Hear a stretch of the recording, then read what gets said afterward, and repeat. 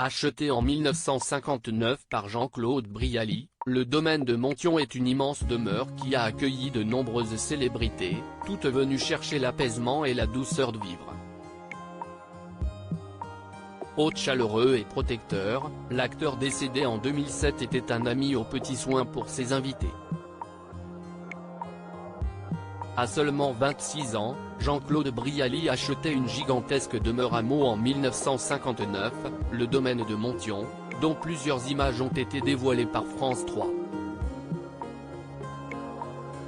Blessé après une mauvaise chute lors d'un tournage, l'acteur avait choisi cette maison comme lieu de convalescence. S'il n'avait à l'époque pas d'argent pour acquérir ce bien, il avait pu compter sur l'aide financière de quelques amis. À l'époque ça coûte une petite poignée de millions de francs et il n'a pas la notoriété nécessaire pour l'acquérir, donc il se fait prêter de l'argent par Truffaut, Godard et Chabrol, raconte ainsi Dorothy Malherbe, la chargée de mission événement du lieu, sur France 3. Si la maison a depuis été léguée à la ville de Meaux, cette imposante bâtisse a été le lieu de grands tournages comme pour le film Le Cercle Rouge de Jean-Pierre Melville en 1970. C'était aussi un havre de paix pour l'acteur qui invite régulièrement de nombreux amis à venir séjourner chez lui.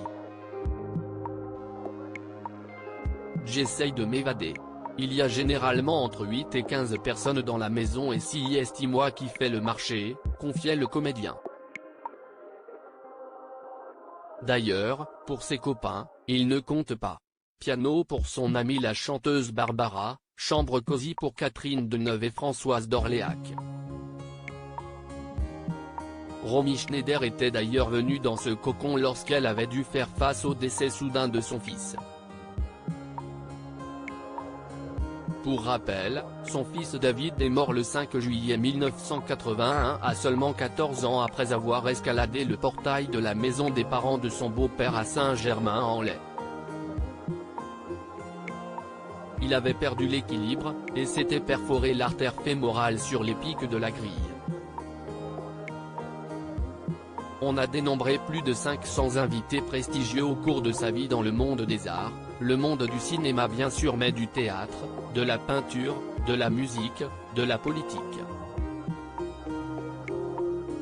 L'idée c'était de recevoir des gens qu'il aimait, et il en aimait beaucoup, précise Marc Rousseau, lui aussi chargé de mission.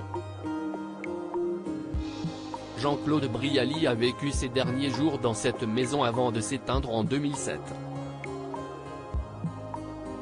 La ville de Meaux a engagé depuis plusieurs projets de rénovation pour cette maison accessible au public.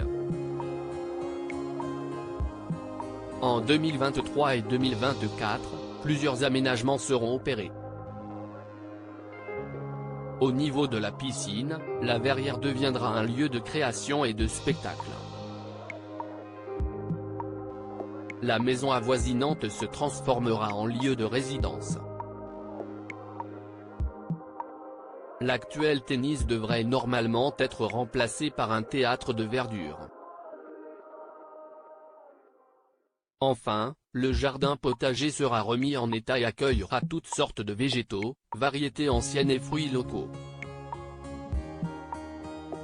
Le lieu est accessible aux personnes à mobilité réduite, indique le site officiel du domaine.